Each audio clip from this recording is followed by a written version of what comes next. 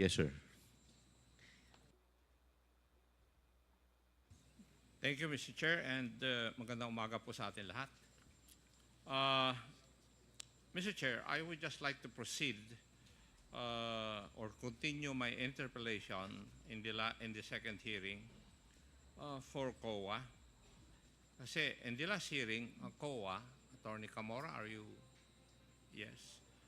Kayo po ang sumagot nung tinanong ko kung yung confidential funds of the Office of the Vice President were liquidated in accordance with the protocol provided for by the Joint Circular. Kayo po ang sumagot doon, di po ba? At sinabi po ninyo na the liquidation was done in accordance with the protocol provided by the circular. Totoo po ba yan? Attorney Camora. That is true po, That is true. Mr. Chair. Okay. And kayo po ba ay sumasang-ayon sa akin na yung liquidation is merely a documentary checklist and does not actually show that the expenses are actually reasonable or even true? Would you agree with that? I would have to agree, Mr. Chair. Pakiulit po. Agree po, it's documentary. Do you agree with my statement, Madam? Yes, Mr. Chair. Thank you. And would you agree also that the confidential funds of the Office of the Vice President are public funds? Yes, Mr. Chair. Thank you. And would you agree that COA, or the Commission on Audit, your agency, is the agency or government agency which is supposed to be the guardian to see to it that public funds are spent properly? Would you agree with that also? Yes, Mr. Chair. Thank you. Now, since you have stated that the Office of the Vice President liquidated its confidential funds required under Joint Circular, would you also agree with me that the accomplishment report provided by the Office of the Vice President were 100% implemented? Mr. Chair, what do you mean by 100% implemented po? Na-implement ba yung pag-liquidate nung amount of 125 million as confidential fund of the Office of the Vice President? Yes, Mr. Chair, the entire 125 million was liquidated. And would you agree with me that the documentary pieces of evidence submitted by the Office of the Vice President were merely acknowledgement receipts? Would you agree with me? The documentary evidence of payment, yes, Mr. Chair. Yes, and could you give me the specifics insofar as the acknowledgement receipts submitted for the expenses insofar as the confidential fund of the OVP is concerned? Could you give us how much is for the rental of safe houses? How much would be the amount for purchase of information? Do we have the number of acknowledgement receipts submitted by the OVP? For what account, Mr. Chair? Rental of safe houses? For rental for the period fourth quarter 2022 po. Yes. It's 16 million po, Mr. Chair. Rental of safe houses. Yes, Mr. Chair. The rental is for 11 days? Would you agree with me? Yes, Mr. Chair. Since the accomplishment report Pursuant to provides- the accomplishment report, yung amount for the rental of safe houses were paid for 11 days. Yes, Mr. Chair. Tama po? Yes, Mr. Chair. Yes. How about, and how many acknowledgement receipts were submitted for this? Mr. Chair, for rental of safe houses, we received 34 acknowledgement receipts. How about for transportation expense? What was the amount and the number of acknowledgement receipts submitted for its liquidation? For transportation, it's 10 million, and the number of recipients is 72. 72 acknowledgement receipts. Yes, Mr. Chair. Now, for the purchase of information, the same requirement. Mr. Chair, Magkano po yung sa purchase of information? for the purchase of information based on the documentary evidence of payment, it's 14 million, and the number of recipients is 142, Mr. Chair. Okay. And there are two items for rewards for medicine and various goods. Tama po. Mr. Chair, there are actually three. Three? It's payment of reward, medicines, and payment of reward various goods. What would be the amount allotted for each of the three? Based on the documentary evidence of payment, for payment of reward, it was 10,050,000. For medicines yun? For reward lang. For po, reward lang. 10 million? 50,000. Okay. For the payment of reward medicines, it's 24,930,000. And for the third? And for the payment of reward various goods, it's 34,857,000, Mr. Chair. Thank you. Comsec, pwede po bang pakita natin yung sample ng acknowledgement receipt for the payment of rental of safe houses?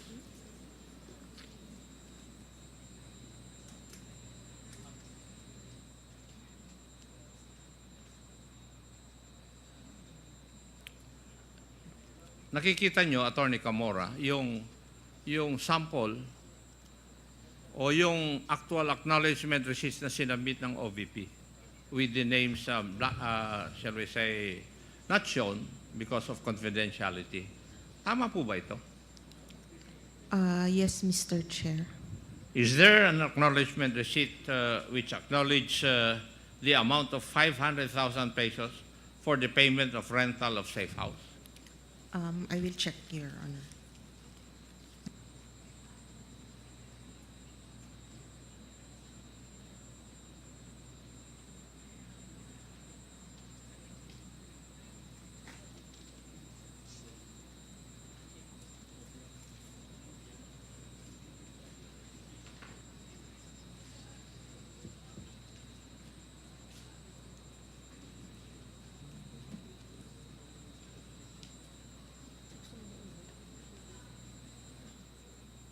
Mr. Chair, may I ask the question again?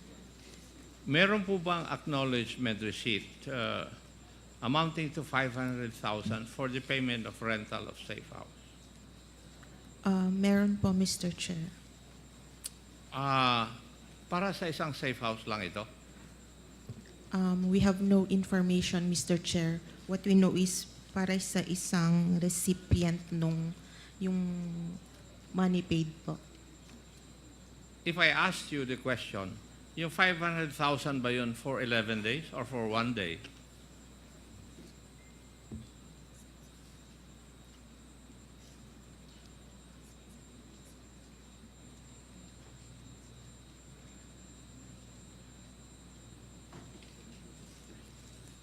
Yes, Mr. Chair. Ano po ang yes? 1 day or 11 days? Since the accomplishment report says December 21 to 31, we think it's 11 days. For 11 days? Yes, Mr. Chair. For a single safe house? We have no information on how many safe houses that 500,000 was spent on, Mr. Chair. Sabi nyo kanina, rental of safe houses in the amount of 16M with 34 acknowledgement receipts. Is it logical for me to conclude na 34 safe houses ito? Mr. Chair, it just means that 34 people were paid for rental supplies, but we have Hindi, no... rental of safe houses. Hindi po rental of supplies. Sorry, Mr. Chair. Bakit Pardon. para bang iha? Nung last time na question kita, you were very, very confident. Eh ngayon, parang tentative yung mga sagot nyo sa akin. May I know why? Nung last time, very, very confident kang sumasagot sa aking mga katanungan. Eh ngayon, very tentative ka and very, very careful ang pagsagot mo sa akin. May I know the reason why? There's no reason, Mr. Chair. There's no change? Ay, hindi mo Yes. mapapansin yun. Ako ang nakakapansin kasi ako nagtanong sa'yo last time. At ako pa rin ang nagtatanong sa'yo ngayon. And I noticed that change.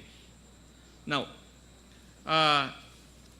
yung 34 acknowledgement receipts given by 34 persons, hindi ba nangangulugan yung 34 na safe houses yon? Yes, sir.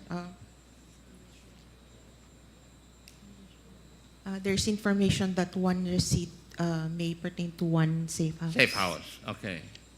So, if I asked you, yung receipt na amounting to 500,000 for the payment of rental of safe house, would it be logical for me to conclude that this is for one safe house for 11 days?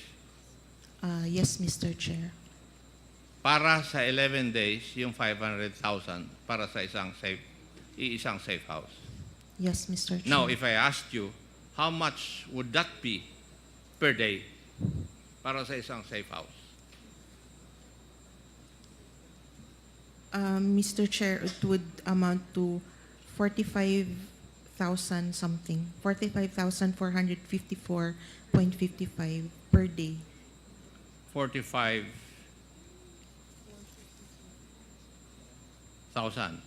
Yes, Mr. Chair. per day. Ano po kayang klaseng safe house ito na 45,000 per day ang rental? Samantalang yung mga ibang magagandang lugar, mas mura pa kaysa rito sa 45,000. Could you give us an idea of that? Mr. Chair, we do not have information on the safe houses. What do you say? You do not have any information about the safe houses? Since you were asking po, Hindi nyo alam kung high class na safe house? no information, Mr. You Chair. do not. Kasi nakapagtataka lang po na ang safe house per day would be rented with 45,000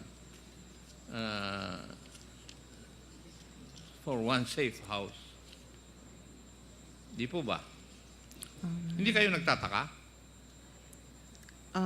Yes, Mr. Chair, but since they have submitted the liquidation reports po. So, as long as an agency would submit yung mga receipts or acknowledgement receipts in their liquidation of the amount, wala na po kayong, you do not have the, shall we say, the wherewithal or the jurisdiction to find out whether the expenditures are reasonable or true? Are you trying to tell us that? It's more on the submission of the... It's more on compliance Yes, with the Mr. requirement. Chair. Yun lang.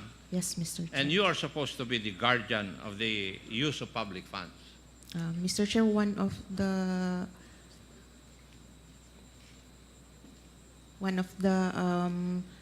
documents is their certification, so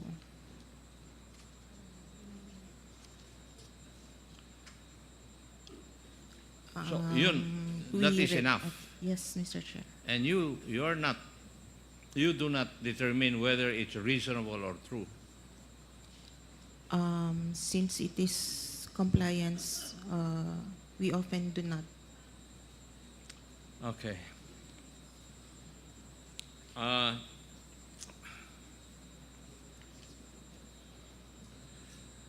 Yung pong pag-comply ng Office of the Vice President, as you have stated a while ago, in accordance doon sa Joint Circular, yung the amount of 125 million.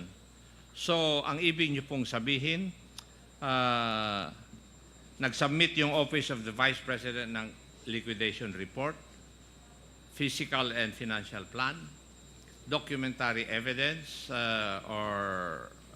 of payment, at saka accomplishment report. Okay na po sa inyo yun. We still review the documents reported, Mr. Chair. And what is your objective when you review the documents?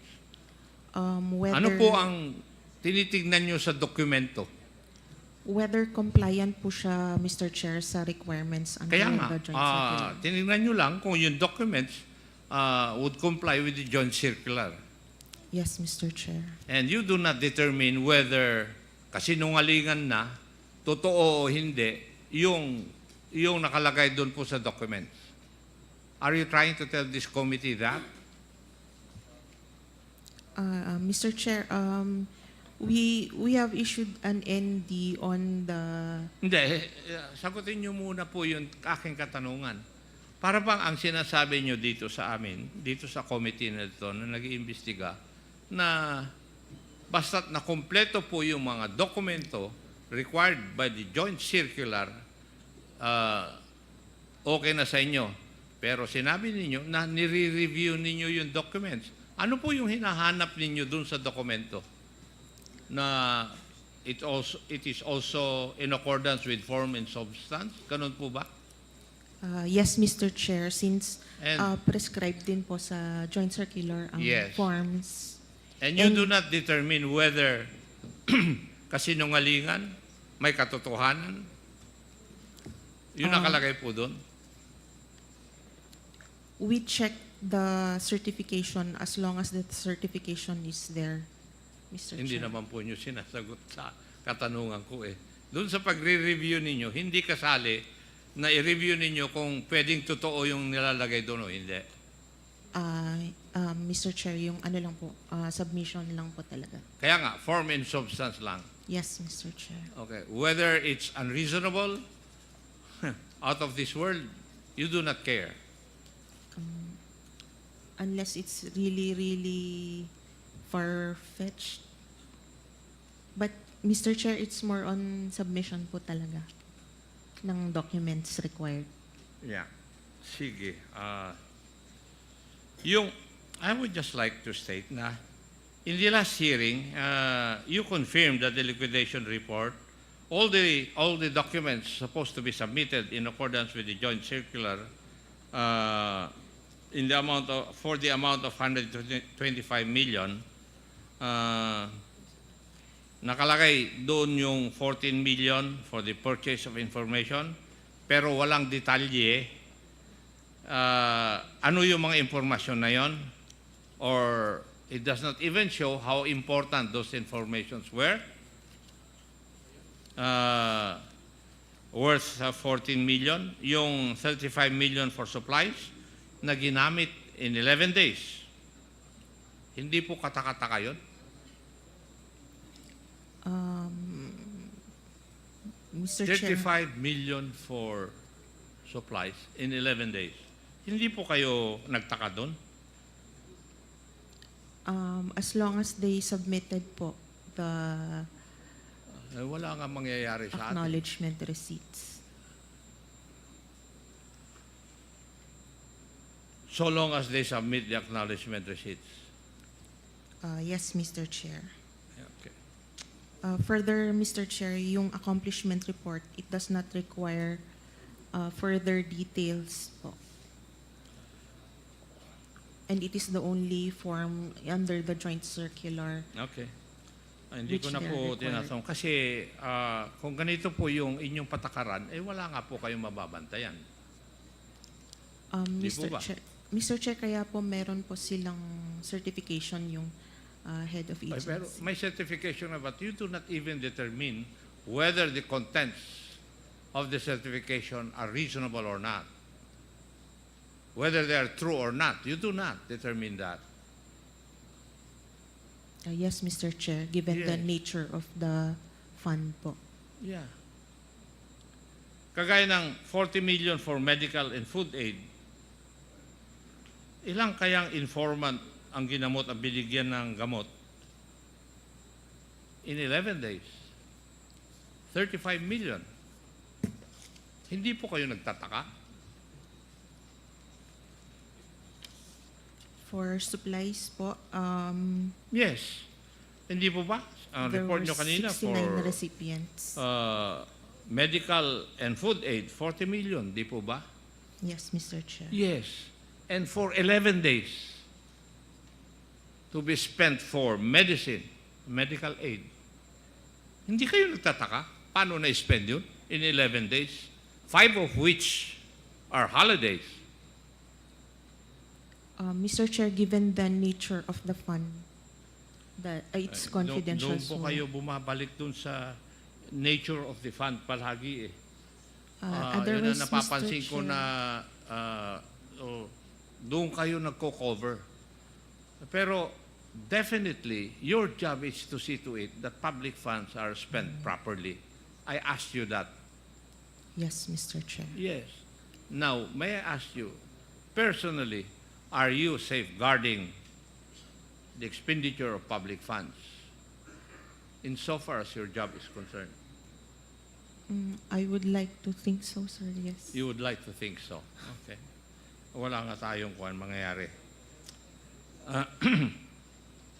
In other words, we can, or the COA relies only on the documentary evidence of payment, mainly. Tama po. Yes, Mr. Chair. Yun lang ang basehan ninyo. Yes, Mr. And yung Chair. documentary evidence of payment, whether it is a lie, a truth, reasonable or unreasonable, you do not care. That is what you're trying to tell us. It is, since it's just compliance, sir. Kaya nga. In other words, para bang ang sinasabi nyo sa akin, I do not know how my other colleagues would take that, pero parang ministerial na lang yung trabaho nyo pala. If we read through the Yes. joint circular. That is what you're trying to tell me. Okay? Ministerial lang pala yung trabaho ninyo. Masarap na trabaho yan, ah. Di po ba?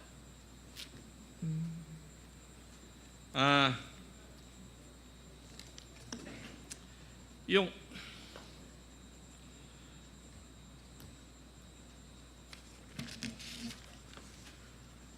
pagtignan natin ang liquidation report, ang nakalagay lang dito ay ginastos ng Office of the Vice President the amount of 125 million from December 21 to 31, 2022, or 11 days. And this was certified by the Vice President, by the Special Disbursing Officer, Madam Gina Acosta, and the Chief Accountant, Madam Julieta Villa del Rey. Would that be correct? Yes, Mr. Chair. Now, kung babase naman po tayo dun sa accomplishment report, ang makikita lang natin dito ay gumastos ang Office of the Vice President ng 125 million from December 21 to 31, 2022 for surveillance and monitoring activities in 132 areas. Dito rin, wala tayong magawa. Kagaya ng sagot po nyo sa akin, we have no choice but to check the documentary evidence of payments submitted by the office para malaman kung saan or paano ginastos ng OVP yung 125 million. Yun po yung pinararating nyo po sa amin. Yes, Mr. Chair.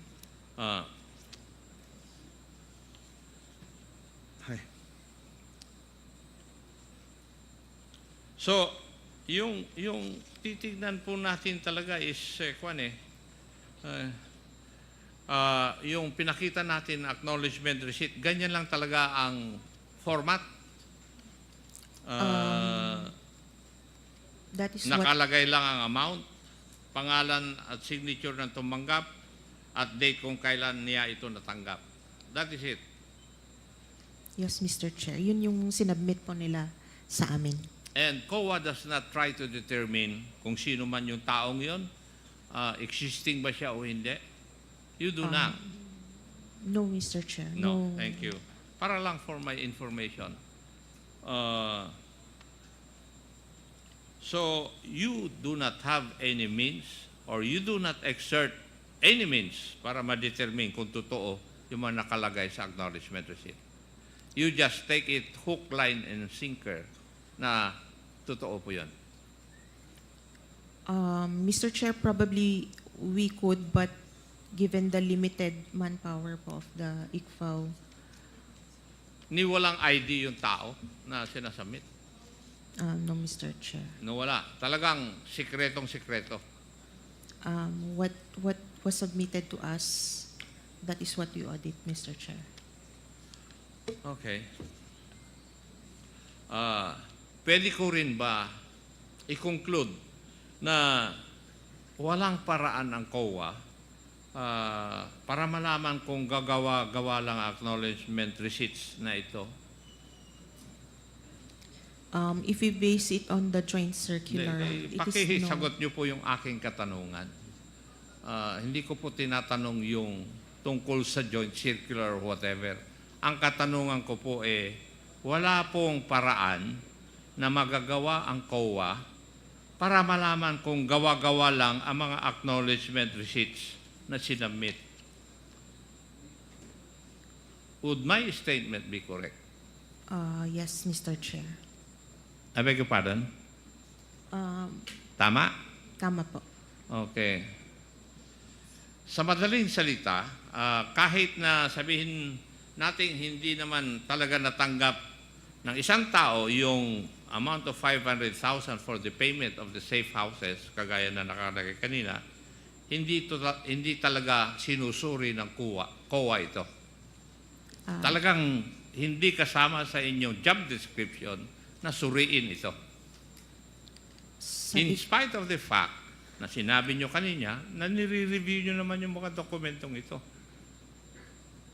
Tama? Yes, Mr. Chair. Yes.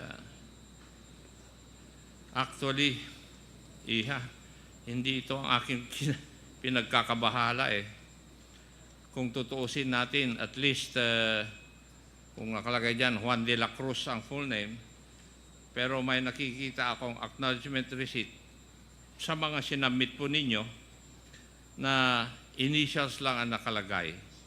Instead na, for example, Juan de la Cruz, J. Cruz lang ang nakalagay na tumanggap ng amount of 500,000 for the payment of safe houses mula sa Office of the Vice President. Kung ganitong proof lang ang papasa na sa COA, wala na talaga kayong paraan para matanong yung taong tumanggap ng pera. Di po ba? Yes, Mr. Chair. It is really yung pag sa Intel and Confi Fund po. There's no verification. Also, even if we have means right now, yung manpower po ng ICFAO cannot handle if alone itong si OVP, we cannot verify all those people, and we audit all confidential and intelligence funds for the whole country. So, hindi po kaya for now, Mr. Chair. You did not find it, shall we say, unusual for an amount or the amount of 125 million ay magamit po sa 11 days? Well, personally, malaki nga po siya, but Hindi. Personally, sinabi mo. yes po. personally, you find it unusual? It could be na medyo malaki nga po yung amount. And wala kang ginawa? You Since You they've, found it unusual and yet wala kang ginawa? since they've submitted all the requirements under the joint circular, Tama na. okay na po, Mr. Chair. Thank you, Mr. Chair.